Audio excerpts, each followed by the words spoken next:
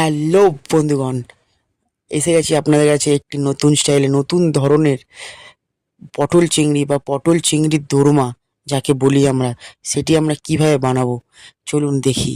খুবই সুন্দর খেতে।